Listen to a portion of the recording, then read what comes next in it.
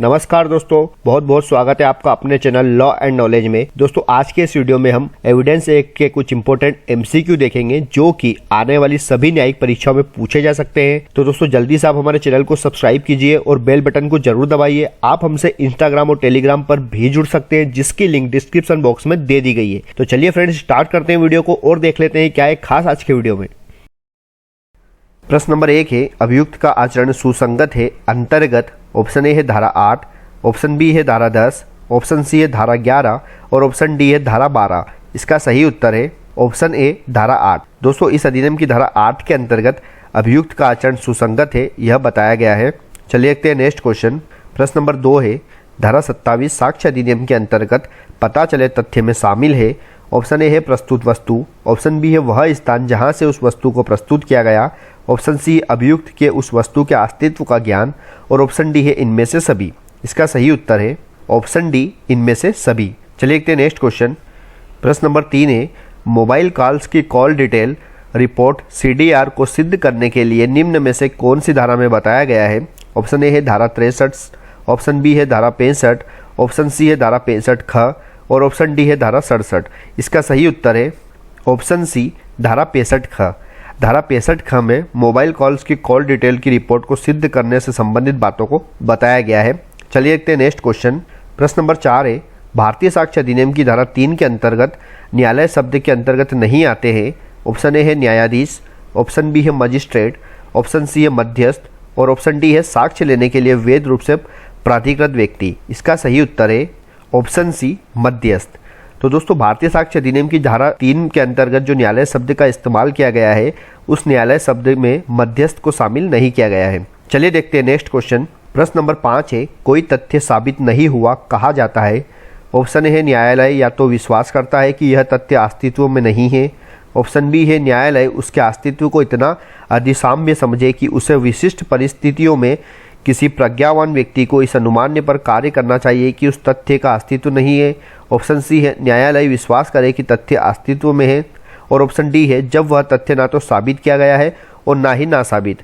तो इसका सही उत्तर है ऑप्शन डी जब वह तथ्य ना तो साबित किया गया है और ना ही ना साबित। कोई तथ्य साबित नहीं हुआ है यह तब कहा जाता है जब उस तथ्य को ना तो साबित किया जाता है और ना ही ना साबित। चलिए देखते हैं नेक्स्ट क्वेश्चन। प्रश्न नंबर 6 है, भारतीय साक्ष्य अधिनियम की धारा 146 के अधीन किस प्रकार के प्रश्न नहीं पूछे जा सकते हैं। ऑप्शन ए है गवाह की सत्यवादिता को परखने को, ऑप्शन बी है गवाह के जीवन की स्थिति जानने के, ऑप्शन सी है गवाह की विश्वसनीयता को धक्का पहुंचाने के और ऑप्शन डी है बलात्संग के मामले में पीड़ित से उसके पूर्व यौन अनुभव के संबंध में। इसका सही उत्तर है ऑप्शन डी बलात्संग के मामले में पीड़िता से उसके पूर्व यौन अनुभव के संबंध में। तो दोस्तों इस अधिनियम की धारा 146 के अंतर्गत बलात्कार से संबंधित मामलों में पीड़िता से उसके पूर्व यौन अनुभव के संबंध में प्रश्न न्यायालय नहीं पूछ सकती है। चलिए देखते हैं नेक्स्ट क्वेश्चन। प्रश्न नंबर 7 है, भारतीय साक्ष्य अधिनियम 1872 की धारा 141 के अनुसार सूचक प्रश्न से आशय है। ऑप्शन ए है कोई प्रश्न जो उत्तर की सूचना देता हो, ऑप्शन बी कोई प्रश्न जो उत्तर को सुझाता हो, ऑप्शन सी कोई प्रश्न जो उत्तर का निर्देश देता हो, ऑप्शन डी कोई प्रश्न जो उत्तर की घोषणा करता हो।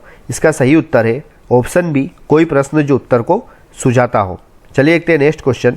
प्रश्न नंबर 8 है, क्या न्यायाधीश द्वारा साक्षी के परीक्षा के दौरान प्रश्न पूछे जा सकते हैं। ऑप्शन ए है नहीं, ऑप्शन बी है हाँ, ऑप्शन सी है न्यायाधीश को साक्ष्य अभिलिखित करते समय में मुख्य दर्शक के रूप में बैठना चाहिए, ऑप्शन डी उपरोक्त में से कोई नहीं। इसका सही उत्तर है ऑप्शन बी हाँ। प्रश्न नंबर 9 है, समाचार पत्र का विवरण साक्ष्य है। ऑप्शन ए अनुश्रुत साक्ष्य, ऑप्शन बी है प्रारंभिक, ऑप्शन सी है परिस्थितिजन्य और ऑप्शन डी है द्वितीयक। इसका सही उत्तर है ऑप्शन ए अनुश्रुत साक्ष्य। तो जो समाचार पत्र का विवरण साक्ष्य है वह हमारा अनुश्रुत साक्ष्य कहलाता है। चलिए देखते हैं नेक्स्ट क्वेश्चन। प्रश्न नंबर 10 है, इनमें से कौन सक्षम साक्षी नहीं है। ऑप्शन ए है गूंगा, ऑप्शन बी है बहरा, ऑप्शन सी है अवयस्क और ऑप्शन डी है उससे किए गए प्रश्नों को समझने या उन प्रश्नों को समुचित उत्तर देने में अक्षम व्यक्ति। इसका सही उत्तर है ऑप्शन डी उससे किए गए प्रश्नों को समझने या उन प्रश्नों के समुचित उत्तर देने में अक्षम व्यक्ति। प्रश्न नंबर 11 है, शिशु फ तथा माँ के विवाह विच्छेद के बाद पैदा हुए शिशु की धर्मज्ञता सबूत के रूप में जाएगी यदि शिशु का जन्म विवाह विखंडन के निम्न दिन के अंदर हुआ हो। ऑप्शन ए है 280, ऑप्शन बी है 290, ऑप्शन सी है 295 और ऑप्शन डी है 300। इसका सही उत्तर है ऑप्शन ए 280 दिन। शिशु का जन्म विवाह विखंडन के 280 दिन के अंदर हुआ है तो वह शिशु की धर्मजता सबूत के रूप में मानी जाएगी। चलिए देखते हैं नेक्स्ट क्वेश्चन। प्रश्न नंबर 12 है, निम्न साक्ष्य में कौन द्वितीयक साक्ष्य नहीं है? ऑप्शन ए है मूल से तैयार की गई प्रति, ऑप्शन बी है मूल से तुलना की गई प्रति, ऑप्शन सी है किसी दस्तावेज का उन पक्षकारों के विरुद्ध जिन्होंने उसका निष्पादन नहीं किया है, ऑप्शन डी है किसी दस्तावेज का प्रतिलेख उन पक्षकारों के विरुद्ध जिन्होंने उसका निष्पादन किया है। इसका सही उत्तर है ऑप्शन डी, किसी दस्तावेज का प्रतिलेख उन पक्षकारों के विरुद्ध जिन्होंने उसका निष्पादन किया गया है।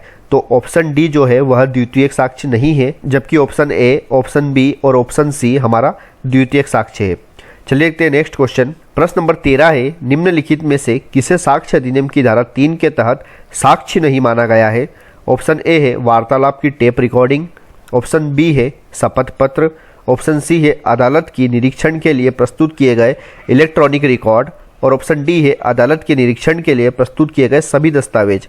इसका सही उत्तर है ऑप्शन बी, शपथ पत्र। तो हमारे साक्ष्य अधिनियम की धारा 3 के अंतर्गत शपथ पत्र को साक्ष्य नहीं माना गया है। चलिए देखते हैं नेक्स्ट क्वेश्चन। प्रश्न नंबर 14 है, सह अभियुक्त की अपराध स्वीकृति को माना जाता है। ऑप्शन ए है मजबूत साक्ष्य, ऑप्शन बी है कमजोर साक्ष्य, ऑप्शन सी है कोई साक्ष्य नहीं और ऑप्शन डी है पर्याप्त साक्ष्य। इसका सही उत्तर है ऑप्शन बी, कमजोर साक्ष्य। तो इस अधिनियम के अंतर्गत सह अभियुक्त की अपराध स्वीकृति को हम कमजोर साक्ष्य मानते हैं। चलिए देखते हैं नेक्स्ट क्वेश्चन। प्रश्न नंबर 15 है, निम्नलिखित में से कौन सा कथन सही नहीं है? ऑप्शन ए है जिन तथ्यों की न्यायिक अपेक्षा हो चुकी है उनको साबित करना आवश्यक नहीं है, ऑप्शन बी है सिविल मामले में आचरण सिद्ध करने के लिए चरित्र प्रासंगिक नहीं है, ऑप्शन सी है विशेषज्ञों की राय न्यायालय पर बाध्यकारी है और ऑप्शन डी है आपराधिक मामलों में पिछला अच्छा चरित्र प्रासंगिक होता है। इसका सही उत्तर है ऑप्शन सी, विशेषज्ञों की राय न्यायालय पर बाध्यकारी है। प्रश्न नंबर 17 है, निम्नलिखित में से किस मामले में विबंध का सिद्धांत स्पष्ट रूप से तैयार किया गया था? ऑप्शन ए है पोलंस्की बनाम कोडेनास्ट पब्लिकेशन, ऑप्शन बी है आर बनाम फास्टर, ऑप्शन सी है क्वीन बनाम होम्स और ऑप्शन डी है पिकार्ड बनाम सीयर्स। तो इसका सही उत्तर है ऑप्शन डी, पिकार्ड बनाम सीयर्स। चलिए देखते हैं नेक्स्ट क्वेश्चन। प्रश्न नंबर 18 है, अ से कहता है कि मैं फर्जी डीड का उपयोग करके एक संपत्ति पर कब्जा करना चाहता हूं जिसके लिए मैं आपके द्वारा मुकदमे दर्ज कराने का अनुरोध करता हूं। तो साक्ष्य अधिनियम की धारा 126 के अनुसार इस वार्तालाप की कानूनी स्थिति क्या है? ऑप्शन ए है वार्तालाप प्रकटीकरण से सुरक्षित है, ऑप्शन बी वार्तालाप प्रकटीकरण से सुरक्षित नहीं है, ऑप्शन सी सीमित सुरक्षा प्रदान की जा सकती है और ऑप्शन डी है इस वार्तालाप को अस्वीकार किया जा सकता है। इसका सही उत्तर है ऑप्शन बी, वार्तालाप प्रकटीकरण से सुरक्षित नहीं है। चलिए देखते हैं नेक्स्ट क्वेश्चन। प्रश्न नंबर 19 है, निम्नलिखित में से किस मामले में उच्चतम न्यायालय ने पुलिस हिरासत में पुलिस अधिकारियों के सामने की गई अपराध स्वीकृति की अस्वीकृता के नियम का खुलासा करते हुए उस पर जोर दिया है? ऑप्शन ए है पवन कुमार बनाम उत्तर प्रदेश राज्य, ऑप्शन बी है रामकृष्ण मिश्रा बनाम उत्तर प्रदेश राज्य, ऑप्शन सी है इंद्र दलाल बनाम हरियाणा राज्य, ऑप्शन डी है दिल्ली राज्य बनाम वीसी शुक्ला। इसका सही उत्तर है ऑप्शन सी, इंद्र दलाल बनाम हरियाणा राज्य। चलिए देखते हैं नेक्स्ट क्वेश्चन। प्रश्न नंबर 20 है, निम्नलिखित कथनों में से कौन सा सही है?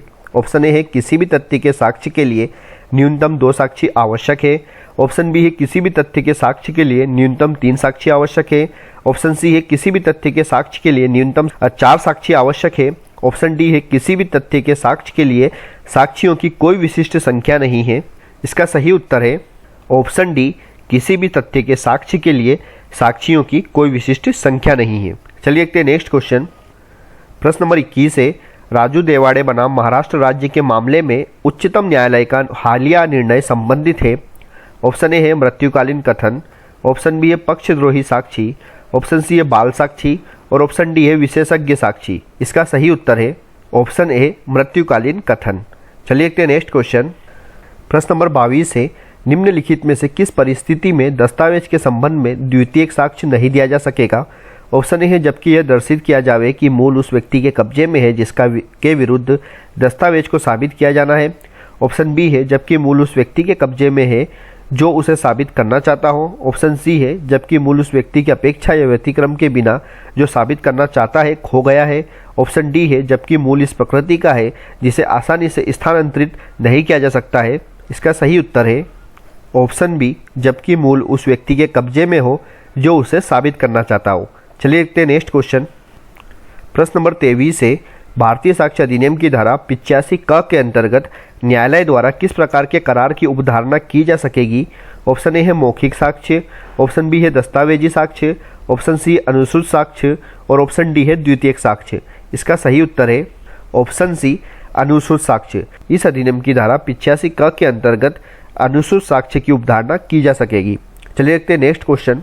प्रश्न नंबर 24 है जब न्यायालय को किसी व्यक्ति के इलेक्ट्रॉनिक हस्ताक्षर के बारे में राय बनानी हो तो तब प्रमाणित कर्ता अधिकारी की राय जिससे इलेक्ट्रॉनिक हस्ताक्षर जारी किए गए हैं। ऑप्शन ए है साक्ष्य में ग्राह्य नहीं, ऑप्शन बी सुसंगत तथ्य है, ऑप्शन सी सुसंगत तथ्य नहीं है, ऑप्शन डी इनमें से कोई नहीं। इसका सही उत्तर है ऑप्शन सी सुसंगत तथ्य नहीं है। चलिए देखते हैं नेक्स्ट क्वेश्चन। प्रश्न नंबर 25 है निम्न में से किस मामले में अपराध ना किया जाने के सबूत का भार अभियुक्त पर होता है ना कि अभियोजन पर। ऑप्शन ए है भारतीय साक्ष्य अधिनियम की धारा 111 व धारा 113 में, ऑप्शन बी है इस अधिनियम की धारा 111 क, 113 क, 113 ख एवं 114 क में, ऑप्शन सी है इस अधिनियम की धारा 111 क, 112 व 113 ख में, ऑप्शन डी है इस अधिनियम की धारा 111 क, 112 व 113 क में। तो इसका सही उत्तर है ऑप्शन डी भारतीय साक्ष्य अधिनियम की धारा 111 क, 112 व 113 क में। तो इस अधिनियम की धारा 111 का 112 व 113 का जो है उसके अंतर्गत सबूत का भार अभियुक्त पर होता है ना कि अभियोजन पर। तो आज के इस वीडियो में हमने भारतीय साक्ष्य अधिनियम के कुछ महत्वपूर्ण MCQ देखे हैं जो कि आने वाली सभी न्यायिक परीक्षाओं में पूछे जा सकते हैं।